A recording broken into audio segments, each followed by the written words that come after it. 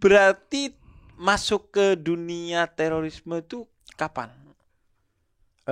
Awalnya waktu itu ikut pengajian ya Bib ya di tahun-tahun Oke. 2011. Oh, awalnya ikut-ikut pengajian Ikut gitu. pengajian ya. Akhirnya masuk jamaah ya.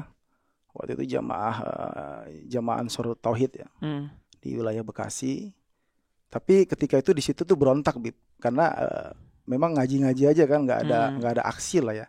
Kita kan pengen aksi gitu. Karena Bekasi ini memang tempatnya subur ya di sana ya kita. Jadi di tempat pengajian saya waktu itu di masjid waktu itu ada JAT-nya, ada ISIS-nya juga, macam-macam lah. Jadi kita tinggal pilih Bib di situ Bib. Mau yang mana gitu, tinggal pilih kan. Hai para noise, jangan lupa untuk subscribe channel YouTube Noise sekarang juga. Dan kalau mau dengerin versi lengkapnya, Dengerin hanya di aplikasi Noise. Di episode kali ini gua ada tamu Mas Hendro Fernando. Ya betul.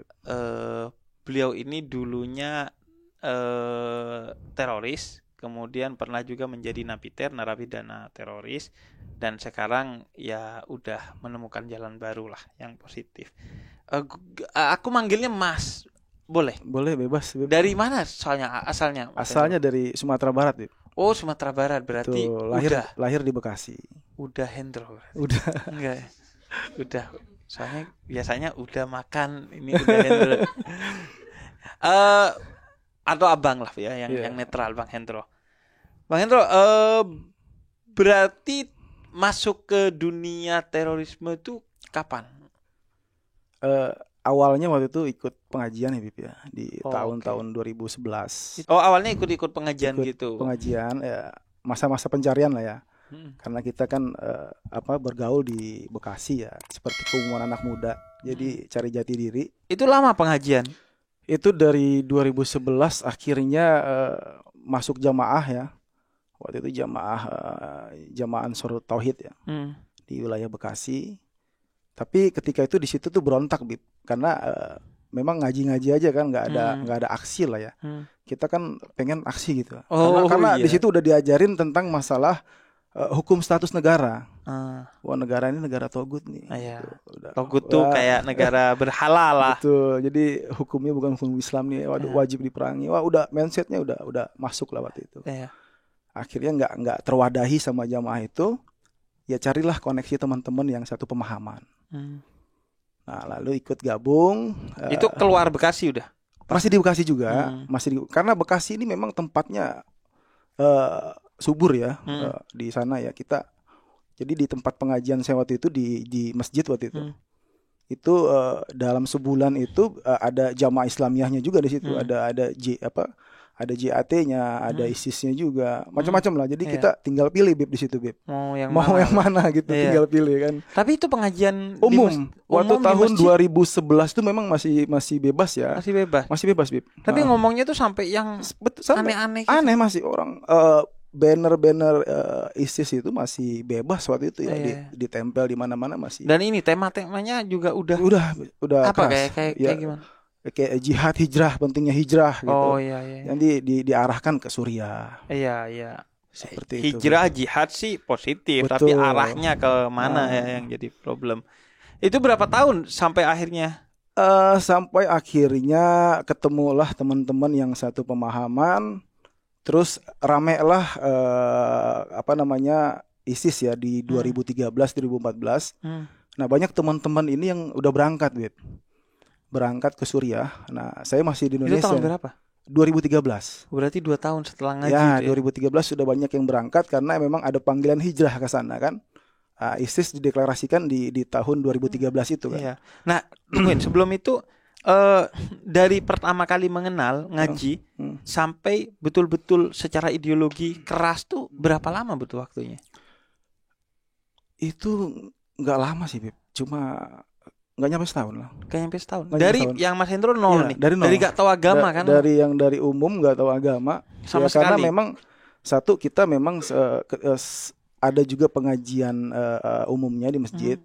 Ada juga pengajian internalnya khusus di rumah. Iya. Nah di pengajian internal rumah inilah pembahasan hukum negara ini dibahas di situ. Pentingnya hijrah, pentingnya jihad, bagaimana status negara ini. Iya. Gitu. Nah, itu pembahasan itu selalu terus setiap seminggu 2 kali. Iya. Gitu, dan kita juga ada grup-grup di media sosial ya, internal. Iya. Nah, Iya, memang tolok ukur kelompok agama itu keras itu 3 hal kalau dalam konteks Islam tuh. Pertama adalah takfir, menganggap yang berbeda itu adalah kafir. Yang kedua jihadis, menganggap penyelesaian masalah itu dengan kekerasan. Dan yang ketiga itu anti nasionalisme tuh, menganggap negara ini buruk dan harus dilawan. Dan itu semua cikal bakalnya dari Khawarij tuh. Betul. Khawarij itu mengkafirkan Sayyidina Ali dan orang-orang lain yang dianggap bertentangan dengan mereka, kemudian menjadikan kekerasan sebagai media menyelesaikan masalah. Makanya Sayyidina Ali dibunuh oleh mereka. Betul. Kemudian yang ketiga, anti kepada negara pada saat itu, di mana Sayyidina Ali sebagai khalifahnya. Nah, terus setelah itu mulai tertarik ke Suriah juga. Akhirnya saya di 2014 ditugaskan oleh pimpinan ISIS di Suriah untuk pendanaan. Pendanaan ke Indonesia. Nyari dana lah ya. Enggak nyari dana, Bib. Jadi saya cuma hanya nampung dana. Oh, nampung dana yang memang sudah dikirim, dikondisikan dari Suriah. Oh, dari Suriah ke sini? Dari Suriah ke Indonesia. Oke, untuk disebar di sini. Untuk dialokasikan ke Poso. Oh, oke. Nah, oke lah. Dunia itu puncaknya kapan tuh berarti? 2014. 2014 ISIS mendeklarasikan kekhilafahan ya. Banyak pro kontra di sana. Akhirnya saya masuk ke sana, ikut berbaiat juga. Terus dari 2014 saya ditugaskan untuk pendanaan tadi, terus juga kirim orang juga ke Suriah. Sampai 2016 akhirnya saya tertangkap. Oke, itu selama itu komunikasinya pakai apa berarti? Kami ada aplikasi khusus, Bib. Untuk berkomunikasi. Untuk berkomunikasi sesama jaringan. Pengajian tapi masih jalan setelah 2014? Sudah enggak. Udah enggak, karena dilarang ya. Pengajian itu udah kita tinggalin. Udah enggak ngaji, udah enggak ngaji. Jadi udah amal. Udah amal berarti. Betul. Nah, apa aja amal yang dilakukan? Ya itu tadi bentuk-bentuk kita mengkondisikan dana, mengirim orang, membeli senjata, itu kan bentuk amalan-amalan tentang teori-teori pengajian. Enggak, kalau sampai tindak terorismenya di Indonesia enggak? Waktu itu saya paling pendanaan ya, karena pendanaan itu dialokasikan ke teroris di Poso. Nah, jadi fokusnya fokusnya pendanaan. Saya tertangkap di 2016 itu karena memang pendanaan. Gitu. Karena ada aliran dana dari dirimu ke teroris. Betul, dari ISIS itu yang ditangkap ke Indonesia, saya alokasikan ke MIT sana, Poso. Oke. Nah, itulah yang menjadi delik hukum pidana. Delik hukum pidananya. Akhirnya kena berapa tahun? 6 tahun 2 bulan. 6 tahun 2 bulan. Dan dijalani 6 tahun 2 bulan, saya jalan sekitar 4 tahun 8 bulan. Jadi saya dapat potongan remisi ya. Oh, bebasnya tapi gak bersyarat ya? Sampai habis berarti? Enggak, saya dapat remisi aja. Saya enggak ngajuin PB karena waktu itu telat NKRI.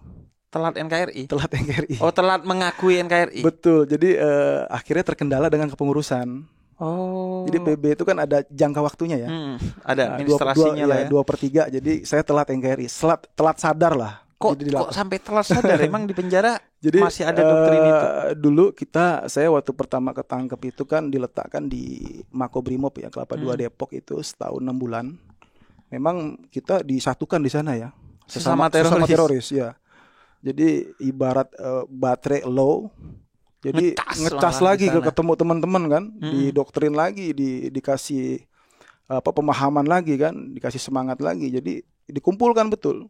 Jadi satu blok itu ada sekitar hampir 100 orang ya, dari berbagai wilayah ya. Nah dari setahun 6 bulan itu kami masih keras. Akhirnya dilempar lagi saya ke lapas Serang. Dapat 1 tahun 2 bulan di sana. 1 tahun 2 bulan di sana pun juga masih keras karena saya ketemu 2 narapidana juga, napiter, yang sepemahaman juga. Nah puncaknya ketika saya itu dilempar ke Nusa Kambangan. Apa yang kemudian ditangkap oleh pikiran atau hati Bang Hendro tuh yang bikin akhirnya kayaknya gue harus balik ke NKRI deh. Jadi karena ini kan ideologis. Betul. Jadi pemahaman ini kan lumayan ini ya. Selama 6 tahun itu hampir 3 tahun melekat ke saya. Ketika itu ada beberapa ustadz yang menjelaskan tentang sebuah kisah Raja Najasyi ke saya. Oke. Nah, itu ketika Raja Najasyi itu masuk Islam itu di tahun-tahun ke-5 atau ke-6 lah ya. Terus ada para sahabat yang diperintah oleh Rasulullah untuk hijrah ke Raja Najasyi, minta perlindungan karena dia adalah raja yang adil. Ternyata Raja Najasyi itu raja Nasrani, non muslim. Ya, raja Nasrani yang memang hukum-hukum Nasrani ada di situ kan gitu.